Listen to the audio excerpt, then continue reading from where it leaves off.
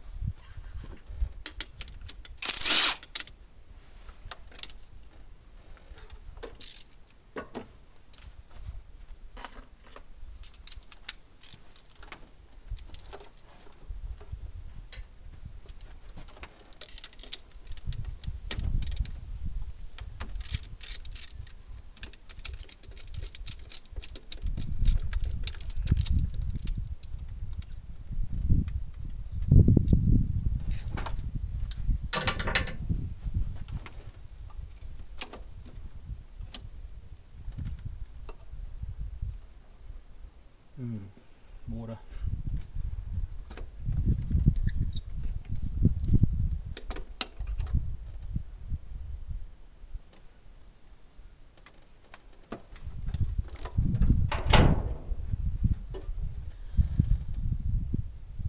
Intake manifold can stay on. We just got to pull off the two coolant lines here. Can's got to come off, and coolant lines.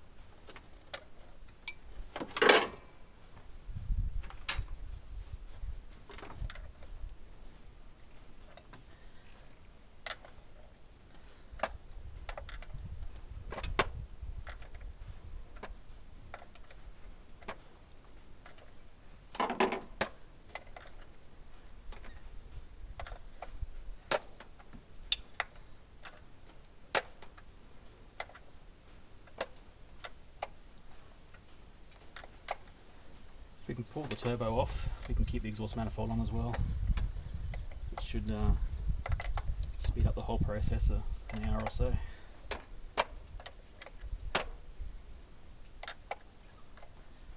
Nice.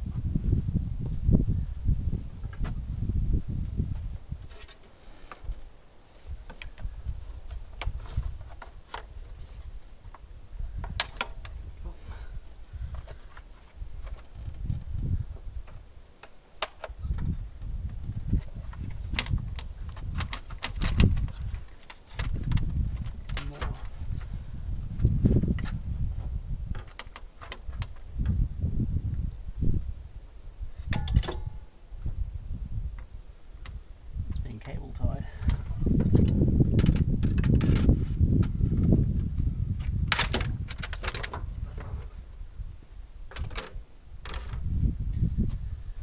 Alright.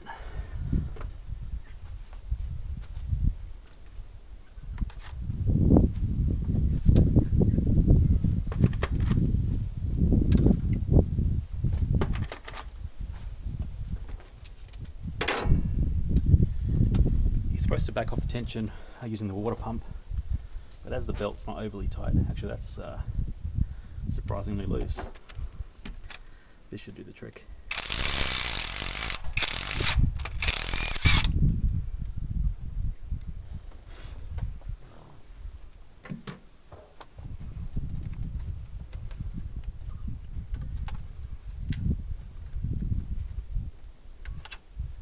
Come on.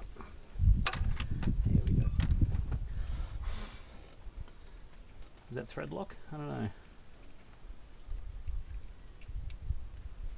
It's a bloody mess in there.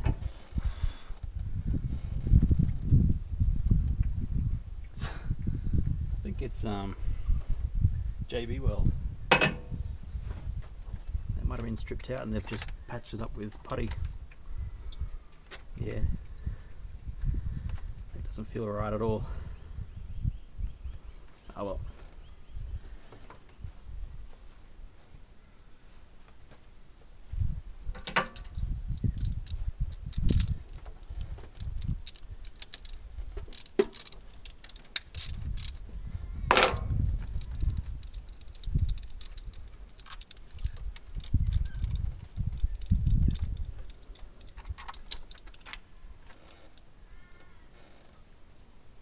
It should be fine to get this head off.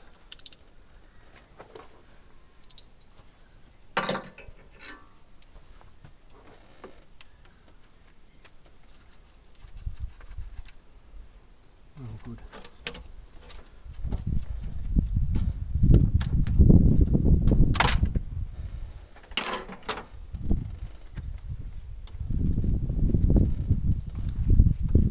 This hose clamp's stuffed.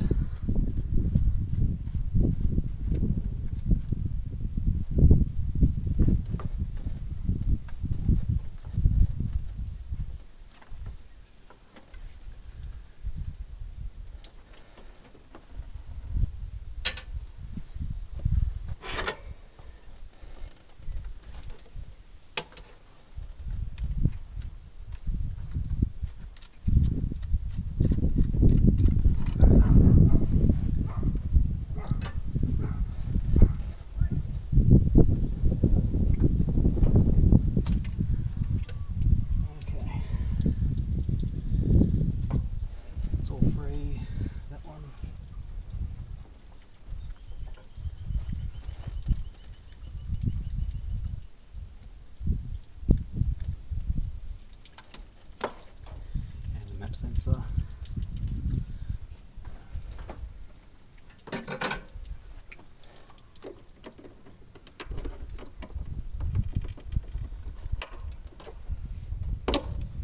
Okay, I think that's the intake side, all free.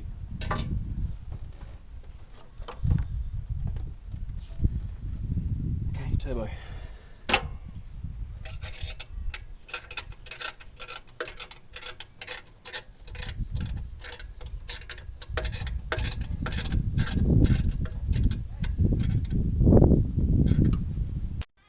And I'm back. Where were we? Turbo, I guess. Hopefully we can just undo these 3 bolts and have it sit there, and then it should be good to come off.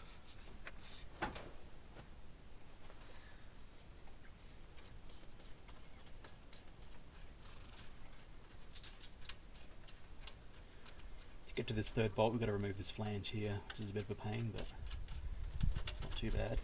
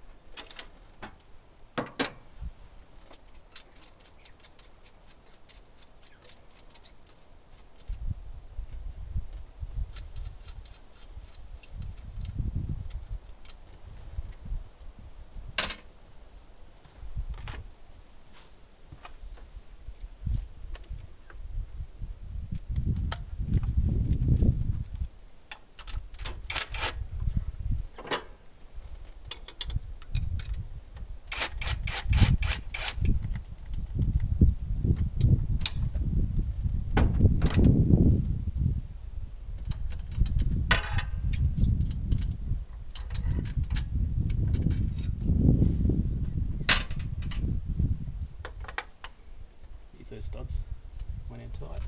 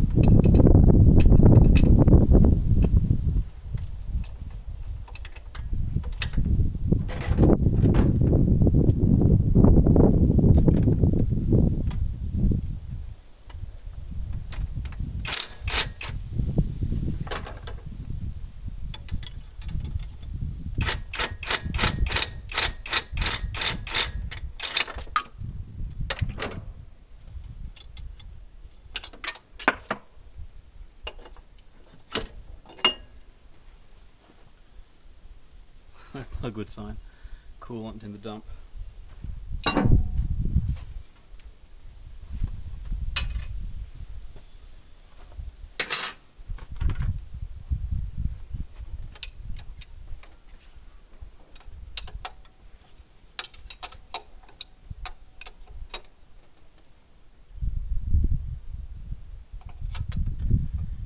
wonder if that will shatter the turbo exhaust blades.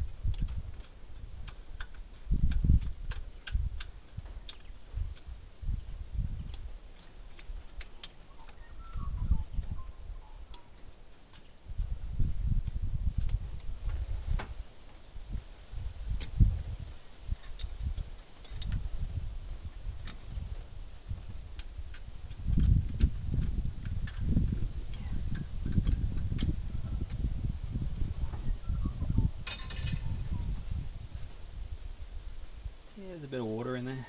Alright, I think we're just about done.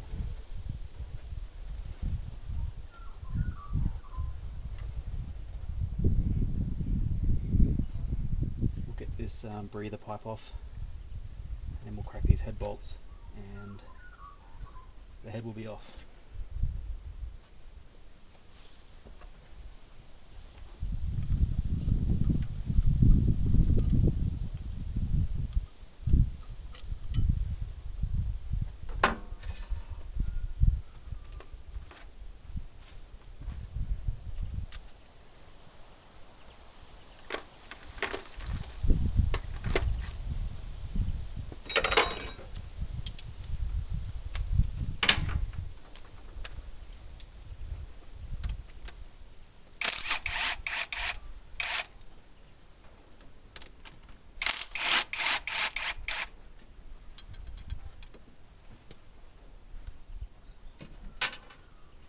I'll just fetch a rag for this.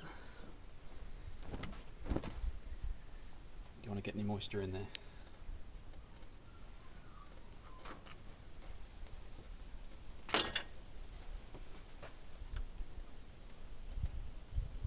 Yeah, there's a bit of coolant in there.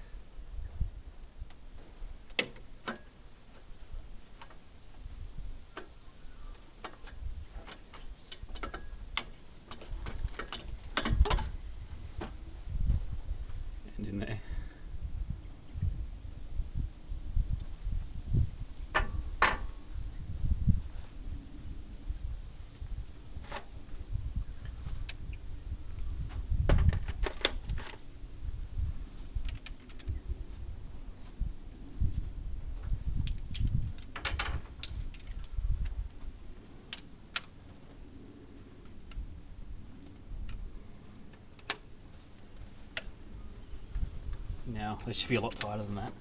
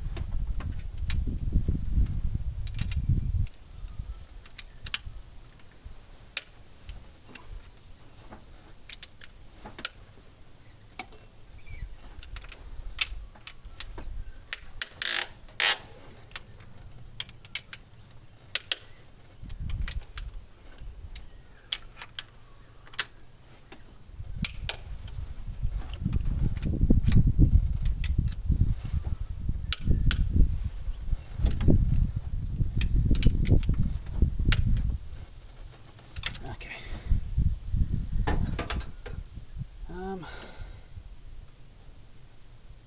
Let's dugger it off.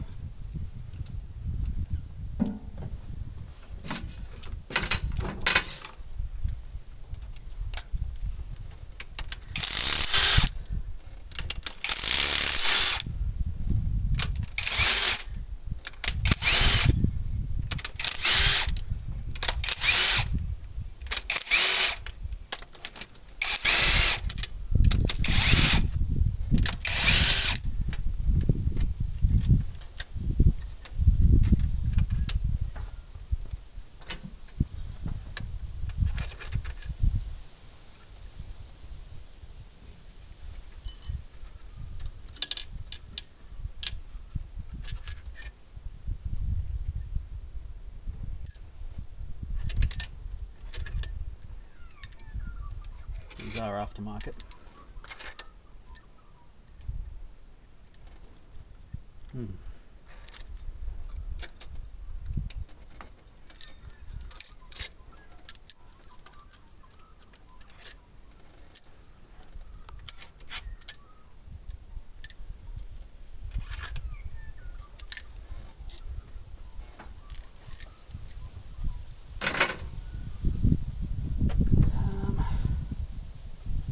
This cam tower should come straight off now.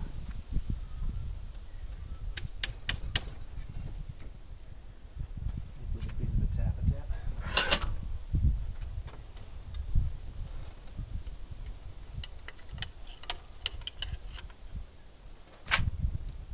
Oh, that's the whole head.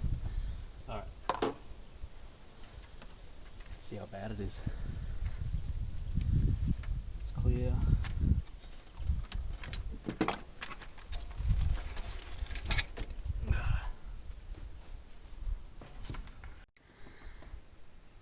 So all things considered, not too bad. It did blow out here into the coolant passage, and it did also blow out just to the left into the oil passage, which explains the coolant in the oil. There is a bit of corrosion where it blew out, so I'm guessing it might have been on its way out for a while. This fourth cylinder always had low compression for the last 2 years, so it's possible it's always been weak and it's finally gave way. But yeah, not too bad. No scoring on the cylinder wall. I think just a new gasket, and we should be all good. The head itself looks fine as well. It's got to clean that up. Where it blew out, there's no marks. There's not even any scoring there. So I think clean this up, slap a new gasket, new head bolts, and it'll be all good. I pulled piston number 4 out to check for any bearing wear. The engine did run with coolant in the oil for a bit, so I thought it could be trashed.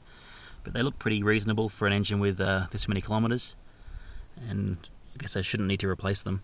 I also wanted to check for any damage to the ring lands. Detonation can usually crack between first and second ring. So I'm going to pop these rings off, pop them in the bores, check for a ring gap, and take a close look at this this piece here for any damage on the inside. I can't find my filler gauges, so we're going to go a bit ghetto here. I've got a spade connector which measures 0.75 millimeters. So just from that we know that the clearance, the ring gap, is at least 0.75, maybe 0.8. So we'll check the service manual and we'll see if it's within spec. So checking the workshop manual, compression ring end gap should be 0.3 to 0.5, so it's definitely well over that.